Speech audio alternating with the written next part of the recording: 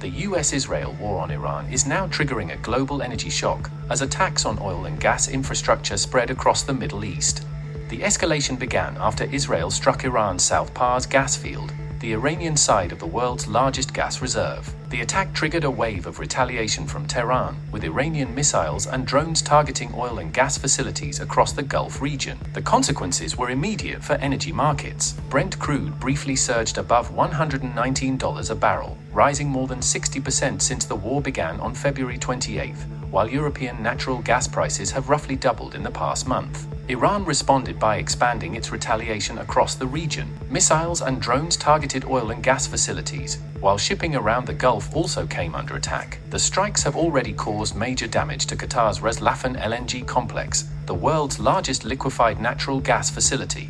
Qatar says Iranian missiles caused extensive damage to the Ras Laffan liquefied natural gas complex, the world's largest LNG facility. The strike has knocked out about 17% of Qatar's LNG export capacity and could cost the country around $20 billion in lost annual revenue. 2 LNG production trains and a gas-to-liquids facility were damaged, and repairs could take 3 to 5 years. Saudi Arabia says its Samref refinery in Yanbu on the Red Sea was struck, while authorities in Kuwait and Abu Dhabi report attacks on oil refineries and gas operations. A ship was set ablaze off the UAE coast, and another vessel was damaged near Qatar, highlighting the growing risks to shipping routes in the region. Iran's retaliation also reached Israel itself. Iran fired missiles toward Haifa and Ashdod in Israel, and an oil refinery in Haifa was struck, though Israeli officials say the damage was limited. Rocket attacks in northern Israel also wounded 4 people in the town of Kiryat Shmona.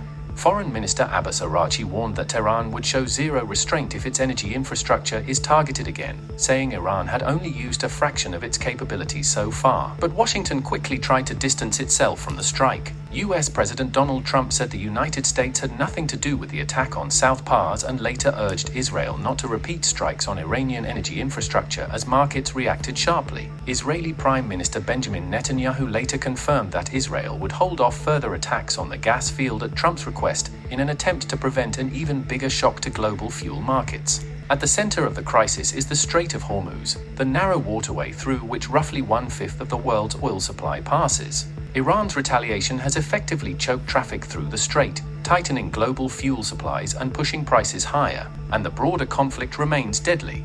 The US and Israel have killed more than 1,300 people in Iran, while Israeli attacks in Lebanon have killed over 1,000 people since early March. In Israel, 15 people have been killed, and 13 US service members have also died during the conflict.